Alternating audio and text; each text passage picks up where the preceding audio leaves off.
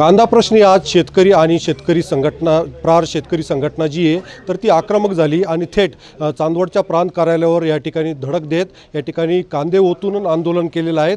तर यांच्या काय प्रमुख मागण्या आहेत तर आपण या ठिकाणी काही शेतकरी आहेत त्यांच्याशी बातचीत करणार आहोत। मला हे सांगा, तुम्ही या ठिकाणी आंदोलन केलं, तुमच्या काय मागण्या होत्या? मागण्या हेच होत्या ना, काल ज्या शेतकऱ्याचा हरसिंग भाऊ ठोके या शेतकऱ्याचा ट्रॅक्टर 10 रुपये किलोनं पुकारला आणि मग बिचाऱ्याच्या मनात चिड काय आली का आमचा शेतकऱ्याचा कांदा मागच्या गेल्या महिन्यात का आत्ता चालू आहे NCP नाफेड याने 12, 13, 10 रुपये जो कांदा खरेदी केला आहे तो ग्राहकांसाठी 24 रुपये मार्केटमध्ये आणला आहे।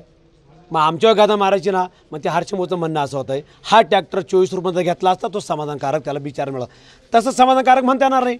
कारण 1 किलो कांदा कमवायला आम्हाला 25 रुपये खर्च आहे आणि हे 10 रुपये ना, म्हणजे आता मला सांगा तू तसं विचार केला तर तो कांदा एप्रिलमध्ये साठवला, एप्रिल, जून, जुलै, ऑगस्ट, सप्टेंबर, हा सप्टेंबर ऑक्टोबर आहे। मग मला सांगा 5 महिन्यानंतर हा कांदा जर समजा तुम्ही जर विचार करून काढला तर आज त्या बिचारला 5 रुपये पडलेला आहे, 25 रुपये कमावण्याची कॉस्ट आहे। म्हणून आम्ही या ठिकाणी त्या शेतकऱ्याचा मानस म्हणून आम्ही या ठिकाणी आंदोलन प्रांत कार्यालयात काय घेतलं का तुम्ही प्रशासनाचे आमचे प्रमुख प्रतिनिधी आहात, आमच्याकडं सरकार लक्ष देत नाही, प्रशासनावर तुम्ही लक्ष द्यावं आणि ह्या कांद्यात निलाव करावा, म्हणून ते आता निलाव करणार की आम्हाला बघायचं आहे। या ठिकाणी तुम्ही हे आंदोलन जे तर गेल्या 2 तासापासून करत होते तर काय कशावर तुमचा हातोडगा निघाला?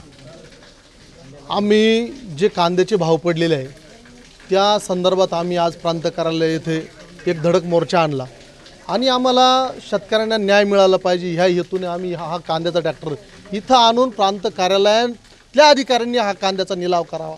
कारण त्यांना सुद्धा कळेल ज्या कांद्याला 20-25 रुपये प्रति किलो खर्च येतो त्या प्रति किलो 25 रुपये खर्च येत असताना आमचा मार्केटमध्ये जर 10 रुपये कांदा पुकारला जातो तर मग शेतकऱ्यांनी दाद मागायचे कुणाकडे? म्हणून सरकारचे प्रतिनिधी म्हणून आम्ही प्रांत कार्यालयावरती एक धडक मोर्चा आणला आणि ह्या अधिकाऱ्यांना सुद्धा कळलं पाहिजे का ज्या कांद्याला 20 रुपये खर्च येतो तो कांदा 10 रुपये पुकारतात, मग आम्ही शेतकऱ्यांनी जायचं तरी कुणाकडं, दात मागायची कुणाकडं?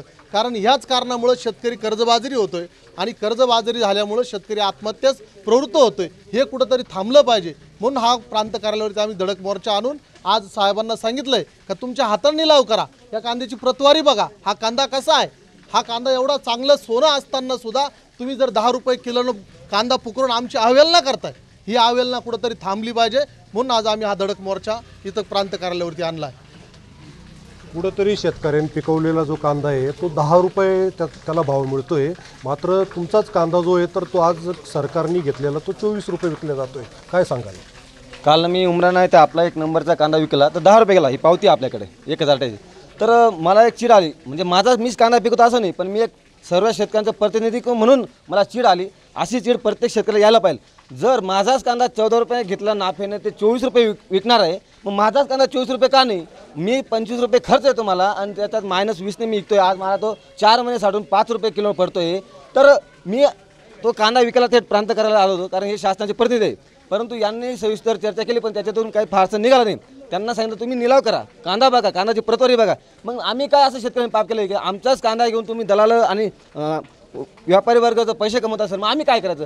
आम्ही कोणत्या तोंडाने आमचं म्हणजे आम्ही घरी काय सांगायचं? आमचा परपंच चालवायचा कसा? जर -20 रुपये किलोने जर आम्ही विकत असेल कांदा, मग आम्ही काय करायचं? म्हणजे जो आम्ही आत्महत्या करायची का? मग शासनानं जाहीर केला पाहिजे, म्हणजे शासनाचे धोरण हेच सरकारचे धोरण हेच मरण आहे। म्हणून आज आम्ही आलो होतो, परंतु काही नाही, मी सर्व शेतकरी वर्गाला सांगतो, एक शेतकऱ्याचा प्रतिनिधी म्हणून सांगतो, जर तुम्ही येणाऱ्या काळात राजकीय गुलामीने जर नाही सोडली तर तुम्हाला आत्महत्या केल्याशिवाय पर्याय उरणार नाही। शेतकरी मुद्द्यावर तर तुम्ही एकत्र आलं पाहिजे, भले तुम्ही काही करा, तुम्हाला नेत्या मेल्याचं दुःख आहे पण बाप मेल्याचं दुःख नाही। तुम्ही क्रिकेटरचे रन मोजता पण आपल्या बापाचे रन मोजते, मी सुद्धा MA BEd झालेला शेतकरी आहे, मी ते रन मोजले, मी ते कष्ट मोजले, म्हणून सर्व शेतकऱ्यांचा प्रतिनिधी म्हणून मी आज हजर आहे। काय कसं करायचं? ना नोकरी आहे, ना रोजगार आहे, ना शेती करायची, मग एक शासनाने सांगितलं पाहिजे का धोरण ठरवलं पाहिजे का शेतकऱ्यांनी शेती करायची कशी? तर यांना काय एवढं मी कांदा उत्पादक एवढं विनंती करतो की तुम्ही एकदाची लढाई या लढाईत सामील व्हा आणि आपल्या शेती बापाला न्याय मिळवून द्या, एवढंच माझं म्हणणं। जय जवान जय किसान। एकंदरीत शेतकऱ्यांनी एकत्र आलं पाहिजे, नाही तर अन्यथा आत्महत्येशिवाय पर्याय राहणार नाही असं या ठिकाणी शेतकऱ्यांचं सांगणं आहे। उमेश पारिक, TV9 मराठी, चांदवड, नाशिक।